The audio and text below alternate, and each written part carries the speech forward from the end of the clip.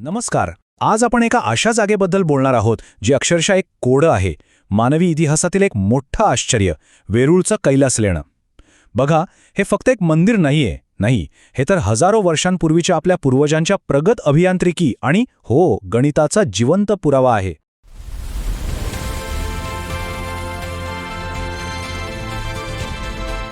म्हणजे विचार करा, आजच्या आधुनिक टेक्नॉलॉजीने सुद्धा जे करणं जवळजवळ अशक्य वाटतं, ते हजारो वर्षांपूर्वी कसं काय शक्य झालं? याचं उत्तर आहे ना, ते जितकं अविश्वसनीय आहे तितकंच धक्कादायक सुद्धा. कारण हे मंदिर हे विटा किंवा दगड रचून बांधलेलंच नाहीये, तर ते एकाच अखंड अजस्र खडकातून कोरून काढलं आहे. हो, याला म्हणतात मोनोलिथिक रचना. म्हणजे काय? तर एकाच दगडातून साकारलेली. आता एक उदाहरण घेऊया. इजिप्तचे पिरामिड कसे बनवले आहेत? दगड एकमेकांवर रचून, बरोबर? पण कैलास लेण्याचं तसं नाही. ते डोंगरामधून नको असलेला भाग काढून, म्हणजे अक्षरशः उलट्या पद्धतीने कोरलं गेलंय. यालाच सबट्रॅक्टिव्ह पद्धत म्हणतात. तर चला तर मग या पहिल्या भागाकडे वळूया आणि पाहूया की याला अशक्य मंदिर असं का बरं म्हटलं जातं. हे मंदिर ज्या खडकात कोरलंय ना, तो आहे डेक्कन ट्रॅप बेसाल्ट, म्हणजे जगातल्या सगळ्यात कठीण खडकांपैकी एक. आता जरा विचार करा, त्या काळातल्या साध्याशा छिन्नी आणि हातोडीने या खडकावर काम करणं किती मोठं, किती प्रचंड आव्हान असेल ते. याबद्दल ना एक खूप सुंदर दंतकथा सुद्धा सांगितली जाते. असं म्हणतात की राणी माणिकवतीने एक नवस केला होता. जोपर्यंत ती मंदिराचा कळस पाहणार नाही तोपर्यंत ती उपवास करणार होती. आता हे तर अशक्य वाटत होतं, पण तेव्हा कोकासा नावाच्या एका महान शिल्पकाराने फक्त एका आठवड्यात वरून खाली खोदकाम करून तो कळस पूर्ण केला आणि राणीचा नवस मोडला. आता जरा आकड्यांवर नजर टाकूया, कारण या वास्तूची भव्यता आकड्यांमध्ये मोजायला लागलं ना की ती आणखीनच अविश्वसनीय वाटू लागते.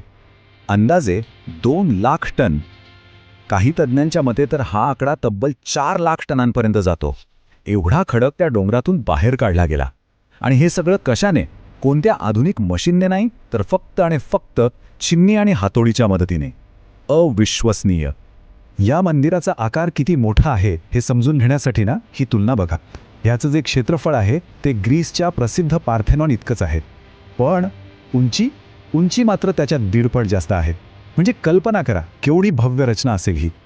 पण थांबा, हे मंदिर केवळ शारीरिक श्रमाचा चमत्कार नाहीये, अजिबात नाही. तर त्यामागे असलेलं प्रगत गणित आणि बौद्धिक कौशल्य ते सुद्धा तितकंच थक्क करणारं आहे. इथे एक अत्यंत प्रगत गणितीय संकल्पना वापरली आहे, जिला म्हणतात फ्रॅक्टल. आता फ्रॅक्टल म्हणजे काय? तर सोप्या भाषेत एक असा नमुना जो लहान मोठ्या आकारात स्वतःचीच पुनरावृत्ती करत राहतो. आणि आश्चर्याची गोष्ट काय आहे माहितीये? आधुनिक विज्ञानाने याचा शोध लावला 1975 मध्ये, पण आपल्या पूर्वजांना हे ज्ञान हजारो वर्षांपासून माहीत होतं. आणि हेच गणित आपल्याला कैलास लेण्यांमध्ये अगदी स्पष्टपणे दिसतं. मंदिराच्या मुख्य शिखराची जी डिझाईन आहे, अगदी तशीच रचना संपूर्ण मंदिरावर लहान लहान शिखरांच्या रूपात पुन्हा पुन्हा कोरलेली दिसते. असं वाटतं जणू काही एका मोठ्या रचनेमध्येच अनेक लहान रचना लपलेल्या आहेत. आजच्या कम्प्युटर ॲनालिसिसने सुद्धा हे सिद्ध केलंय की या मंदिराचा फ्रॅक्टल डायमेन्शन हा 1.6 ते 1.9च्या मध्ये आहे. आता हे जरा टेक्निकल झालं, पण सोप्या भाषेत सांगायचं तर याचा अर्थ असा की हे जे काही नक्षीकाम आहे ना, ही केवळ सजावट नाहीये, तर हे निसर्गाच्या आणि ब्रह्मांडाच्या मूलभूत रचनेशी जुळणारं एक अत्यंत प्रगत गणित आहे. आणि यातूनच पाश्चात्य आणि भारतीय वास्तुकलेतला दृष्टिकोनाचा फरक एकदम स्पष्ट दिसतो. युरोपमधली गॉथिक चर्च बघा, त्यांची रचना सरळ रेषेत जमिनीकडून आकाशाकडे जाणारी असते. पण कैलास मंदिराची रचना तशी नाही, ती वास्तुपुरुष मंडळावर आधारित आहे. म्हणजे हे मंदिर म्हणजे संपूर्ण ब्रह्मांडाचंच एक लहान प्रतिरूप आहे. बरं, आता ह्या मंदिराची अद्भुत रचना तर आपण पाहिली, पण आता वळूया त्यातील कथांकडे. कारण ह्याच्या भिंती ह्या फक्त दगड नाहीत, तर त्या पौराणिक कथांचं एक जिवंत ग्रंथालय आहेत. एक उदाहरण बघूया. हे रावणानुग्रह शिल्प पहा. यात अहंकारी रावण आपल्या 20 हातांची सगळी ताकद लावून कैलास पर्वत उचलण्याचा प्रयत्न करतोय.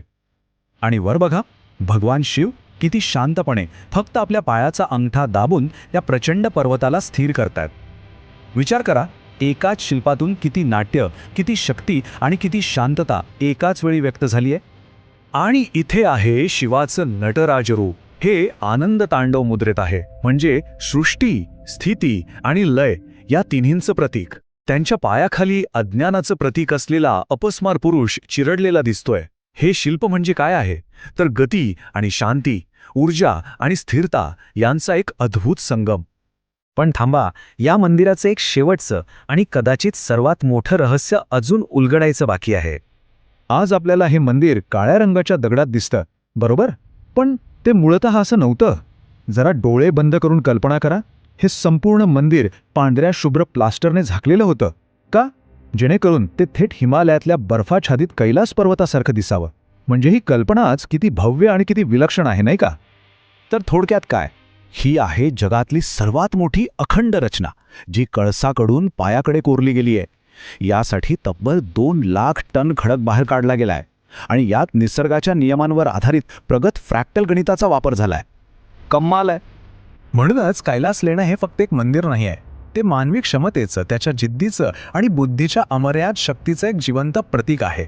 हजारो वर्षानंतर सुद्धा हे दगडातील महाकाव्य आपल्याला एकच प्रश्न विचारायला भाग पडतं की आपल्या पूर्वजांनी जर हे शक्य करून दाखवलं असेल तर मग मानवी क्षमतेच्या खऱ्या मर्यादा तरी काय आहेत.